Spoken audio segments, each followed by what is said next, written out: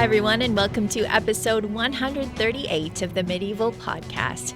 I'm Danièle Sobalski, also known as the 5-Minute Medievalist. Well, I don't think 2022 has started out quite the way many of us hoped. And so, as the first podcast of the year, I thought I would do something all by myself and just a little bit fun, hopefully, about Dungeons and Dragons. Now, I have to say, I haven't played Dungeons and Dragons for decades.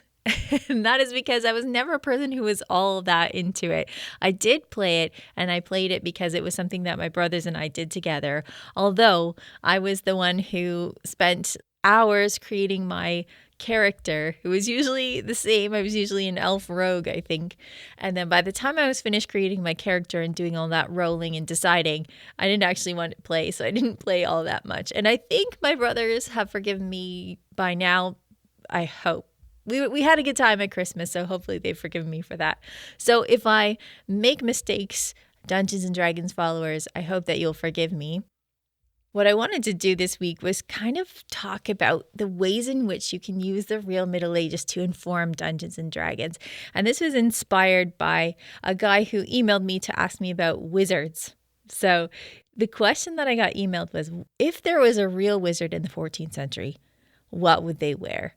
And so this kind of got me off thinking about what kind of things could you use from real life to inform your D&D games and make them perhaps more exciting or more realistic. I know that this is a game that a lot of adults are playing now, and maybe following the rules that are kind of constricted by reality might make it more interesting and more fun for you. So here are a bunch of details that you might want to throw in when you are creating your next D&D game. So I'm thinking this is more of a DM's guide, a dungeon master's guide, but it could be something that could be fun for players too, especially if they want to work around their DM. So for people who are not into Dungeons and Dragons, I have a whole bunch of interesting trivia about the real medieval world for you. So this is still going to be a fun episode for you, I hope, filled with all sorts of the type of trivia that maybe we would have said at cocktail parties back in the pre-COVID days, but maybe you can text your friends about if you have to relieve the boredom of quarantine. We'll see. So when I think of Dungeons and Dragons, there are three things I think of in terms of history that can inform it. When I think of Dungeons and Dragons, I think of equipment, I think about travel, like quests, and I think about traps. So let's start with equipment, and let's start with a question that got this started. So what would a wizard wear if wizards were real in the 14th century? And thinking about this, I had to think about this pretty deeply, I think. When I think about a wizard, what I'm thinking about is somebody who is a scholar, right? Somebody who spent a lot of time thinking about subjects in depth. So to me, a wizard, if they were real in the Middle Ages, would be a scholar. And so what they would be wearing would be a kappa. There's more about this in M.J. Toswell's book, Today's Medieval University. But a kappa is something that you'd be wearing as a cleric. So everybody's educated by the church in the real Middle Ages. So they are wearing clothes that speak to that. So you'd be wearing a black kappa, which is a sleeveless gown that is lined in miniver or ermine, so fur linings. So shout out to the people who graduated in the 20th century. We have some graduation pictures in my family of people who are wearing a black robe with miniver around it. So this might be a familiar robe to you if you are somebody who has seen these pictures from graduations past. So a scholar is going to be wearing a big old robe, usually in black. Now, I have seen scholars in manuscripts wearing other colors as well. You might see them in scarlet as well, or violet. And in Margaret Scott's book, Fashion in the Middle Ages, she has pictures of scholars wearing scarlet robes, and she suggests that these are people who have doctorates, so PhDs, and that medical doctors would be wearing violet robes. And in these manuscript images that she has from the 14th and 15th centuries, the kappa, or the robe that they're wearing, has sleeves. So in the earlier ones, perhaps they don't have sleeves. In the later ones, it might have sleeves. Either way, they're wearing a big old gown, kind of like you'd still see in graduations today.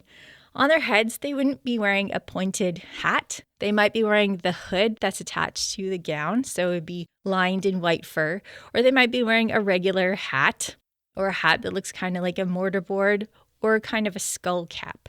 And that would probably be matching what they were wearing. So if they were very scholarly in terms of theology and like really into the church's teachings, they'd probably be wearing just black, or they might be wearing scarlet if they want to show off that they have a PhD. Now, if you're a wizard, it's likely, I think, that if we're kind of veering off from reality into fantasy, that you might actually be one of those wizards who decorates your robe with arcane symbols. And we know that in the Middle Ages, scholars were really invested in stuff that we might think of as arcane now. So they were really interested in astrology, and they studied it as seriously as astronomy.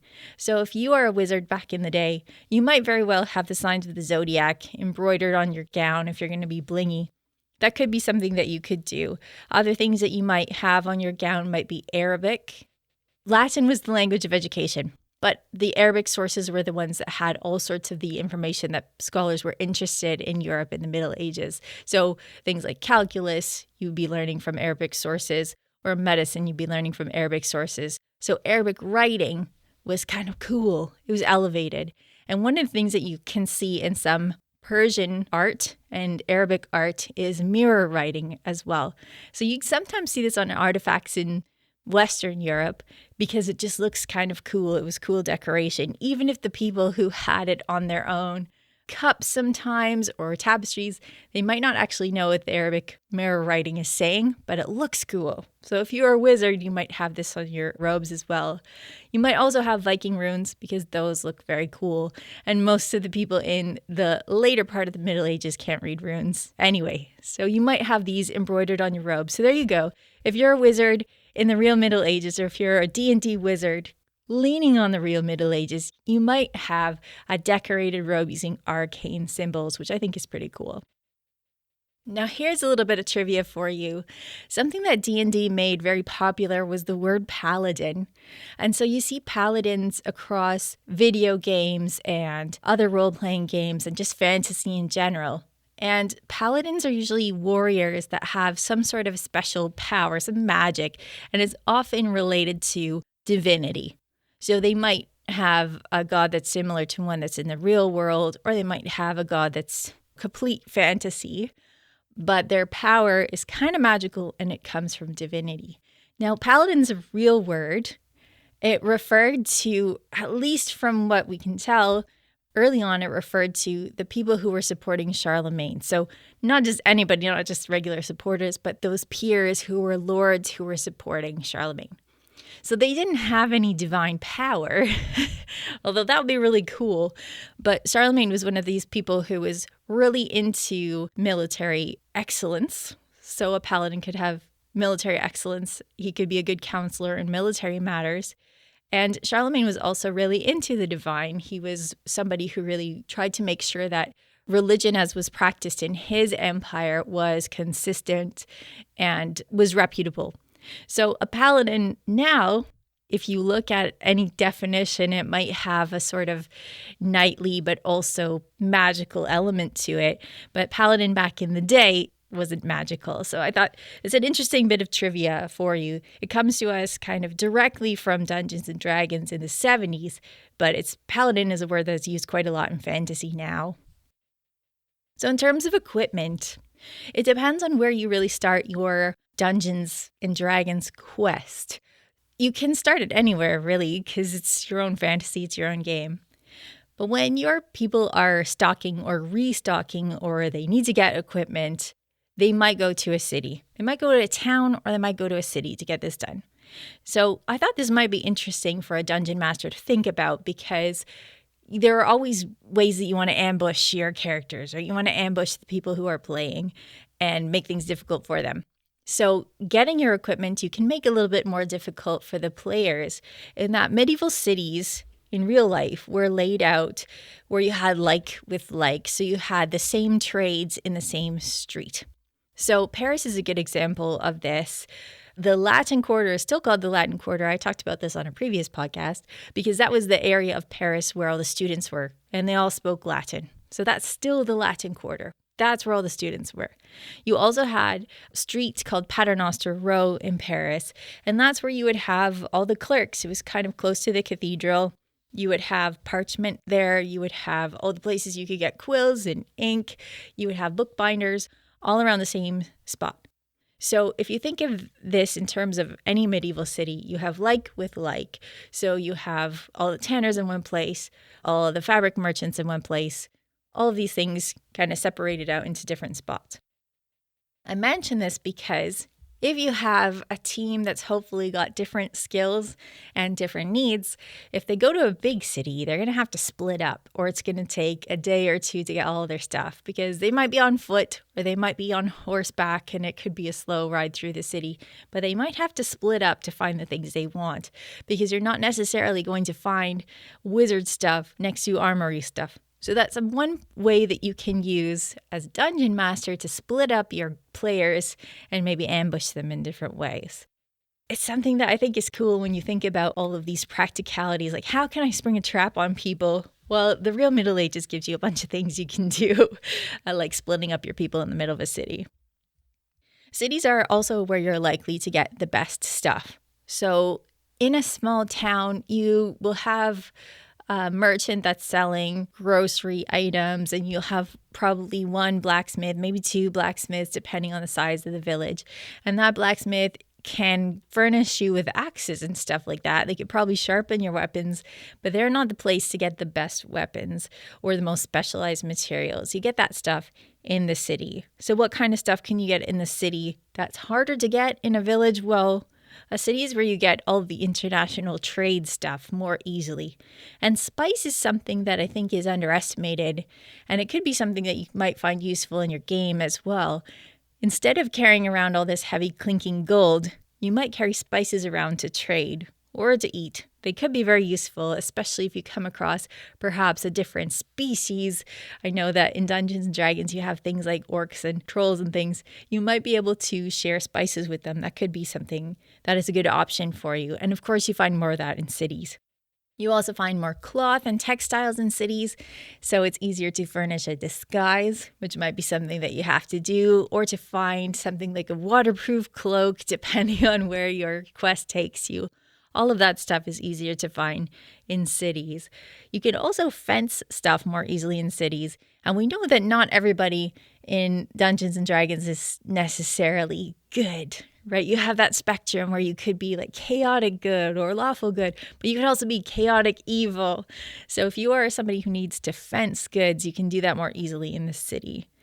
Something that you can get most easily in a city and not in a town is kind of what I'm getting at already, and that is the best blades. Because a blacksmith doesn't normally make a sword by himself. You want to find a swordsmith, you want to find an armor smith, you want to find a cutler, somebody who can make you a blade or some armor that's specialized. So you can find this in a city, or you can find it near a castle. One of the things that people ask about is, can I make an arrow by myself? If my character's off questing, that fiction writers ask me this question, as well as people who are working with fantasy in other ways, can I make my own arrows? And the short answer is not really. Arrowsmithing is difficult. It requires a forge, an anvil, some tools. It requires the flight feathers of a bird. So not just any feathers are going to do it. You need the flight feathers of a bird. You need iron. You need glue. You need all sorts of stuff. Not only that, but you also need the skill to put it all together. So it's not something that you can do easily by yourself. You could create arrows with like stone, but it's not going to be easy. And they're certainly not going to be good arrows. So the best thing you can do is to find an arrowsmith in the city, and hopefully they will furnish you with some arrows. You want to get as many as you can, and you want to take care of them and also not use them recklessly. So if you're trying to build your D&D game around reality, you're going to have to kind of ration your arrows. The other question about arrows is, can you get them on a battlefield? Yes, sometimes. You might find some that have fallen and not been broken. You might find some that have been stuck into people and you can get them out. Perhaps the fletching is undamaged, but it's unlikely. And part of the reason for that is you do get damage when an arrow flies and hits something, of course. But another reason is the arrows are often attached to the shaft with fish glue.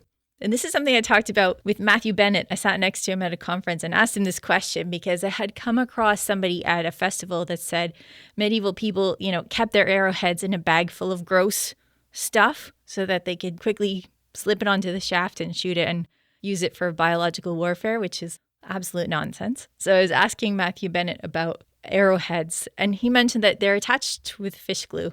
And one of the things that happens is when this arrow goes into a person or an orc, the fish glue heats up and you might be able to pull the shaft out, but not the arrowhead out. So this is another reason why it's difficult to actually pick up arrows from a battlefield, especially if they're in a creature or a person, and reuse them. They might be damaged and you might actually have a lot of difficulty getting the arrowhead out. So again, while you're in the city, pick up a bunch of arrows and use those arrows. And if you're somebody who's writing fiction, maybe Robin Hood fiction, remember this when you are equipping your heroes. Now, what is a cool thing that's a bit of a one-stop shop is the Apothecary Shop. And you might not think about this too often. Apothecaries are people who give you medicine, or if you're Romeo, they give you poison, but only because they are poor. One of the things that's interesting about apothecary shops is they are people that have all sorts of really cool ingredients. So they might have spices that might be where you get your spices from. They'll have things like honey, they'll have things like wax, and they put these things together not only to make medicine, but to make cosmetics and to make ink. So one of the things I talk about in my book, Life in Medieval Europe, is the apothecary shop is kind of like a modern drugstore. You can get paper there, ink, you can get cosmetics, you can get possibly deodorant, and you can get your medicine there. So these are all things that you can equip yourself with at the apothecary shop. And they do have these at smaller villages as well, but of course you get the better ones in a city. A city is also where you can pick up food. Of course, you can pick up food in smaller villages, or you can gather it along the way. One of the things I think is most useful about Dungeons and Dragons is there's magic in it. And I would definitely be a person who would be using magic to cook, because everything that you cook in the Middle Ages takes a lot of time. But in the city, you can pick up pre-made food, which is great. If you have a bakery you can go to and get a whole bunch of pasties and put those in your bag, you might want to do that because you can eat those hot or cold along the way. You don't have to take the time to cook. But really, if you're doing a Dungeons and Dragons game and you're creating a character, give them magic enough to cook, because it will save you so much time if you're trying to stick to vaguely realistic scenarios. And the last thing that I want to mention about food is if you're sticking again to reality as much as possible.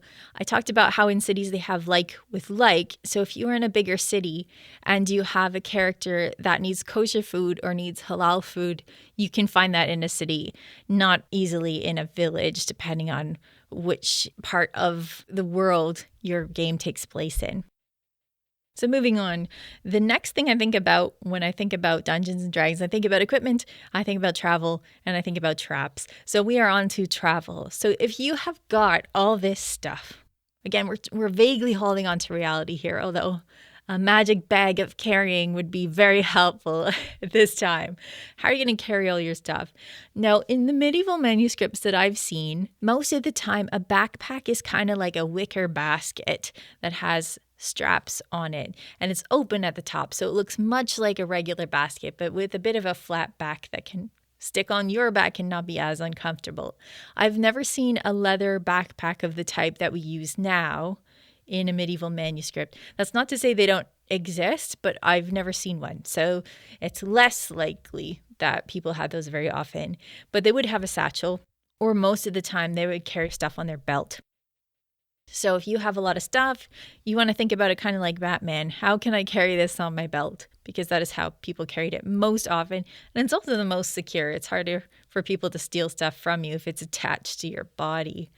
These wicker sort of backpack things, in medieval manuscripts, I've seen people carrying everything from firewood to grapes to toddlers in them, so they can be quite sturdy. They don't keep a lot of the rain out, but they do drain pretty well, so that's a good thing. If you have something that's important to carry around, you might want to have a leather satchel that's waterproofed. And magic, again, will help you with this as much as possible. Other things that you need to carry with you. Well, if you are not magical and you're cooking, you need to have pots with you. You need to have dishes, spoons. These things can be made of metal or horn. They could be made of wood. So they could be light or they could be heavy. It really depends on how important appearances are to your character.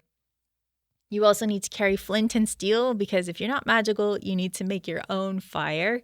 And you need that because not only do you need it to cook, but everyone in every medieval Dungeons and Dragons game that I've heard of always goes into a cave. There's always a cave, right? So you need to have flint and steel, and you probably need to have the stuff to create a torch with you, or candles with you, or lanterns as well. Don't forget you need to carry your food and you need to carry your water. If you're traveling, you need to have fresh water. Always think about a water source. When you don't have taps to hand, water becomes super important. Anyone who's ever watched a survival show on TV knows this, right? If you're a wizard, you might have a spell book with you. That would be really cool to have with you for a couple reasons. First of all, to help you cast your spells. Secondly, because books are always pretty good at holding their value. So if you need coin, you can sell your book. They don't necessarily have to be fancy, although fancy ones will get you more money. They could also have a soft cover made of leather or another piece of parchment, and you could just kind of roll that up and toss it in your bag. So it doesn't have to be heavy, but if it's heavy and beautiful, you can sell it for a lot. You also need a bedroll if you think you're going to need something to sleep on or another blanket in addition to whatever you're wearing on your body. You'll need your weapons, of course. You can't have a Dungeons and Dragons quest without weapons. A map is always important. Who has the map? Who's carrying it? That's important to remember. And you might have magic items like antidotes. In the Middle Ages, they really believed in such things, having stones that would prevent poison or that would give you a boost. These are very much true things that people had in the Middle Ages. And there are so many of them, I can't even get into them all right now. So that's something you can look up, gemology, and the type of beliefs people had about stones. It's very historical and it's something that you can add to your game. But again, too many of those things to get into. How are you going to carry this all? Do you have a horse? Do you have a pack animal? Maybe you have a donkey with you. Do you have a cart? Do you have a wagon? All of these things you have to take with you, and you have to think about how you can get across obstacles. So this sounds pretty obvious, but if you're a dungeon master, you can throw all sorts of obstacles in the way of your players that make it really difficult. Everything from a muddy day makes life a whole bunch more difficult for people in the real world and in your game. Okay, so let's talk about traps and tricks. So I have a few things that I think could be cool and useful to tell you about whether you are a DM or you're a player. The biggest challenge in the real world, and I think something that could bring a lot of help to your games, is noise. And I do think this is something that's built into D&D. There's always rules for stealth, right? You do have to be aware of this, but noise is something that is very much a part of life that maybe we don't always think about when we're projecting ourselves back into the past. Back in the real Middle Ages, there wasn't a lot of white noise. So that traffic noise that is constant day and night in a city was not constant in the Middle Ages. You might have a lot of city noise during the day, but at night, there's usually a curfew and everybody is back at home. So you don't have that wagon noise. You don't have a lot that's going to cover your sounds if you're trying to do something stealthy in the city at night. You don't have the electric fans on computers or fridges or anything like that. So if you're sneaking up on someone in the countryside, you also don't have the white noise of electricity to disguise whatever you're doing. Most of the stuff you're carrying with you is made of wood or made of leather or made of metal, and none of these things are particularly quiet. They all have their own sounds to them. So you have to think about that. The shoes in the Middle Ages are A+ for stealth, but the weapons, the armor, the packs, the belts, all of these things make noise. So if you're a rogue, like I always was, you might consider your belt. What is it made of? Maybe you don't want to have an ostentatious linked metal belt with you because it's too clanky when you're trying to sneak up on someone. Maybe you'll have a very worn leather belt so it doesn't make a lot of noise. And maybe instead of having a leather pouch as your purse on your belt, you have a drawstring bag. That's going to be less useful when you're in a crowd because someone can just cut the strings and take your stuff. But if you're sneaking into someone's house in the nighttime, you might want to have a cloth drawstring bag as the place where you keep your tools. When I think about rogues, I always think about them picking locks and sneaking into places. And medieval locks did have tumblers many times. So the type of lock picking stuff that you'd have today for many locks, you might also have in the Middle Ages. So those tiny little tools that you use to move the tumblers are similar to the ones that a rogue would be using back in the D&D Middle Ages. When you think about noise and you think about stealth, the question is, if you're not just going to kind of brazen it out and roll for stealth, what are you going to do with your stuff? Are you going to leave it behind? Where are you going to leave it? Because it's hard for people to track down a criminal back in the day. So you always want to be careful of where you leave your stuff because it's easy to lift it and take it away from you. So think about your stuff. Always think about your stuff when you are creating a world for your players to play in, or if you're a player that is playing in that world. Coming back to the real Middle Ages and some sources that are kind of useful, Peter was talking about Le Jouvencel as one of his favorite books from last year. And Le Jouvencel is a book that I ended up reading and writing about for medieval warfare. And it has some really cool tips in it about how to be sneaky when you're raiding. And they were really considering noise as one of the things that any army is up against when they are trying to be sneaky. And one of the things that Jouvencel came up with, I think it was him that came up with it, although it might have been one of his compatriots, was to cover a bridge with manure so that people couldn't hear the horseshoes as the horses were crossing it in the night. So this is a really cool way you can use the environment to muffle your noise. If you're not just rolling for stealth with your die, you can use the environment like spreading manure over a bridge. Le Jouvencel is a book that is based on the life of a real dude, but it's turned into a romance. So it's possible that a real dude had actually covered a bridge with manure and actually made that work.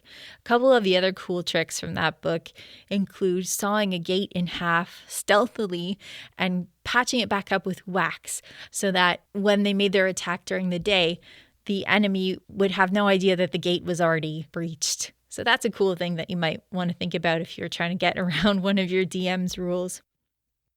You also have to be careful of moonlight. So not just noise, but light. And in Le Jouvencel, they talk about this quite a lot. How can you disguise yourself from being seen in the night? So one of Jouvencel's most important instructions is just wait until the moon sets.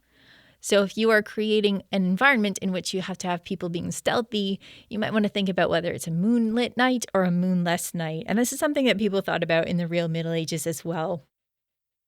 Ambush is something I talked about in terms of cities, but of course, ambush is something you need to think about when you are fighting a campaign in the real world or in a medieval fantasy world like in D&D. So if you are creating an ambush, you want to create it in a bottleneck where it's hard for people to escape or go backwards. If you are setting up a fight position for yourself, you need to think about that. Is my flank covered? And again, where do I put my stuff?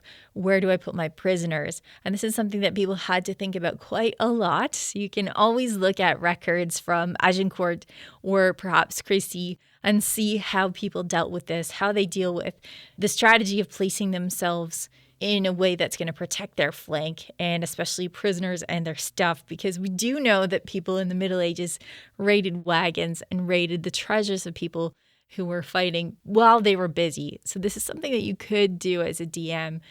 Keep your players distracted with something in the front and have bad guys sneak in and take their stuff in the back. Again, always think about your stuff because without those essential survival tools, you're not going to last very long.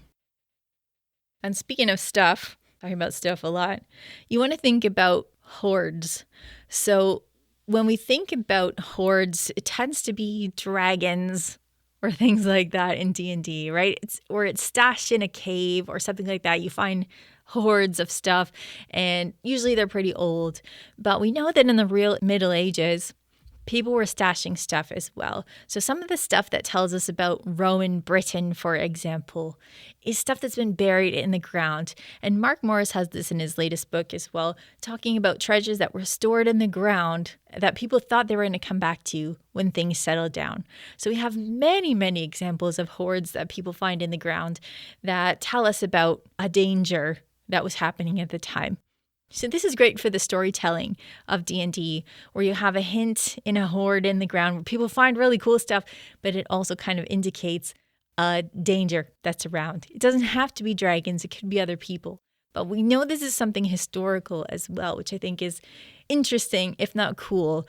I wouldn't want to say cool because some of the hordes, well, usually people are burying gold and treasures because there's something awful going on. So some of the most important hordes that you find are ones buried by Jewish families in Germany during the Black Death, for example. So these hordes, I don't want to say that they're cool, but they do tell a story. And a lot of D&D is about storytelling. And so you can have hordes that not only tell you about perhaps a dragon, but also about human interactions or other dangers that are happening around them. Now, there are not a lot of booby traps in European literature from the Middle Ages, but there are booby traps in Arabic literature. So I will come back to one in a second that I think is pretty cool. In European literature, there's a lot of otherworld people, which I think is relevant to D&D. So you come across a lot of elves or fairies in Arthurian literature, perhaps. And there's a couple of things you need to remember. Well, first one is never fall asleep under a grafted tree because you're probably going to get carried away to the other world. It never goes well for people who fall asleep under grafted trees. So there's one thing. You also never want to make a promise or a bet with someone from the other world. That's always tricky. They take those things very seriously, and you may be captured for a very long time if you do that. You also don't want to eat their food or drink anything that they offer you. So these are opportunities that are at least historically correct in that they are from medieval literature, but they are opportunities that you can take to trap these players and make life difficult for them. You also never want to kill a white animal. So if you see a white animal in literature from the Middle Ages, especially a stag or a doe, you don't want to kill it. And if you kill it, bad things always happen to you. So never kill a white animal. And so this might be another trick that you can throw out there for your players is make a beautiful white animal appear when they're starving or something and see what happens to them. Elves or fairies are usually beautiful and tricky and very self-centered. And I think this is something that, again, I haven't read any of these D&D manuals for quite some time, but I think this is something that is consistent in those. If it's a beautiful elf or fairy, they're probably self-centered and untrustworthy. So I mentioned that we don't have a lot of booby traps in European literature in the Middle Ages, but there's a whole bunch that appear in a book called the Book of Charlatans, which describes traps and tricks from Syria and Egypt. And that kind of makes sense because Egyptians are known for having booby trap tombs, aren't they? I mean, this is probably a stereotype that I need to examine by listening to an Egyptian podcast about ancient Egypt. But booby traps are something that are associated with Egypt in legend. And so in this Book of Charlatans, they talk about different ways that you can avoid traps, mostly involving digging. But it's funny, these traps from this medieval book involve sand falling down on you or water rushing down on you. And so the advice is usually to dig. And one of the traps is also to have these kind of automatons that are like waving swords at you, something out of Indiana Jones. And again, the solution to that is to dig underneath and to like pull the chains off their mechanisms. That's how you disarm them. So digging apparently is the way to get around a booby trap in medieval Egypt or Syria. But one of the tricks that I thought was quite cool that they mentioned in this Book of Charlatans as well is one of the ways you can trick people is by getting them to kiss a poison Quran. So you can use poison or a sleeping drug and put it on this book so that you ask someone to swear something to you, swear to their honesty. And when they kiss the Quran, they fall into a sleep. And it's a cool passage in this book because it mentions that you have a mixture of henbane and poppy and opium, among other things, as your sleeping drug on this holy book. And all of these things are actually pretty scarily effective. So it's a trick that you can use that is based on, again, maybe not actual history, but something that's talked about in the Middle Ages, having a sleeping powder or concoction on something that someone is going to come into contact with. One of the last things that I wanted to mention is that poison rings seem to be something that people had back in the day. Who knows how often they were used, but there are archaeological examples of poison rings. So that is something that you can use perhaps as a DM, or you can use as a player and cause some mischief if you are perhaps chaotic evil in the Middle Ages version of D&D. So hopefully this has been a fun episode for you. I know it's kind of bouncing all over the place, but it's kind of a stream of consciousness way of thinking about how you can use reality to inform something like Dungeons and Dragons if you're playing it. And this is something that I use a lot, this kind of thinking, creative thinking, tied with historical thinking when I'm helping people creating fiction. So when I talk about the Medieval Masterclass for Creators, which I talk about on a regular basis, the next one is starting January 14th, by the way. It's this type of thinking where I'm helping people who are creating stuff to borrow from history and help it to be more realistic in a way that's fun. This is kind of my jam, is why I'm talking about it. So if you're interested in the Medieval Masterclass for Creators, you can go to medievalmasterclass.com and you can take the course that's 6 weeks long. We do a class every Friday where we talk about something different. Or if you need something that's a bit cheaper and a little faster, you can take the express version where you have videos that tell you a little bit about all of the subjects, but you don't have the personal interaction where you can get my coaching with you. I hope you found this a fun episode, whether you are just somebody who is listening every week and loves this kind of medieval trivia, or you're a dungeon master or you're a fiction writer. Hopefully this has been fun for you and has given you some new ideas to start 2022 in a way that is hopefully a little bit more upbeat. Before we go, here's Peter from medievalist.net to tell us what's on the website. What's new this year, Peter? Well, we're starting out with some fun, some Viking fun, some Viking torture fun, that is. Wow, that's not what I expected you to say. A group of scholars have published an article in Speculum about Blood Eagle, the Blood Eagle, which is this infamous death torture. These are people that study anatomy, and they figure that it is anatomically possible to rip a person's lungs out through their back. Wow. Happy New Year. Everyone pick up the latest Speculum to see if you can actually pull someone's lungs out through their backs. Wow. That's right. They go through it. There are challenges to doing it, especially if you want to keep the person alive. Wow. This just gets better and better. Like they have that, and they talk about how they could do it and, with the instruments you need. So, yeah, could be done. Wow. So maybe we shouldn't share this too widely with the wider public, but, Too late now. Yeah. So we have the news on that. Plus, we have some kind of winter fun. We have a movie review of The Lion in Winter. So this is like a famous 1960s, Katharine Hepburn, Peter O'Toole. So you can read about that. Winter fun in China too, from Elizabeth Smith Rosser. And we also finally have a kind of a piece kind of looking at roles in the monasteries. What was the abbot and the prior and the cellar, like what did they all do? So we kind of take a look at that, like a quick guide. Are you trying to step on my toes here? That's right. Soon enough, I'll be talking about the business side of monasteries. Oh, that's your wheelhouse. All right. That's right. The lineup is great except for the torture. That's right. Monks rarely did torture, so. That's not how to live like a monk. And I have not written How to Live Like a Viking, but if I do write that book, now I'll know. All right. Thanks, Peter. Thanks. Thank you, as always, to our patrons on patreon.com for all your support. We have awesome stuff for patrons like subscriptions to Medieval Warfare Magazine and the Medieval Magazine, our book club, and our exclusive maps by Tina Ross. And you get the personal satisfaction of helping Medievalist.net's podcasters keep bringing you fun historical content, including yours truly. So thank you. For all the details, please visit patreon.com/medievalists. For everything from Snow to Jon Snow, follow Medievalist.net on Facebook or Twitter at Medievalists. You can find me, Danièle Cebulski, on social media at 5MIN-Medievalist or 5-Minute Medievalist. And you can find my books at all your favorite online bookstores, where you can even get hold of the new How to Live Like a Monk, Medieval Wisdom for Modern Life. Our music is Beyond the Warriors by Geefrog. Thanks for listening, and have yourself an amazing day.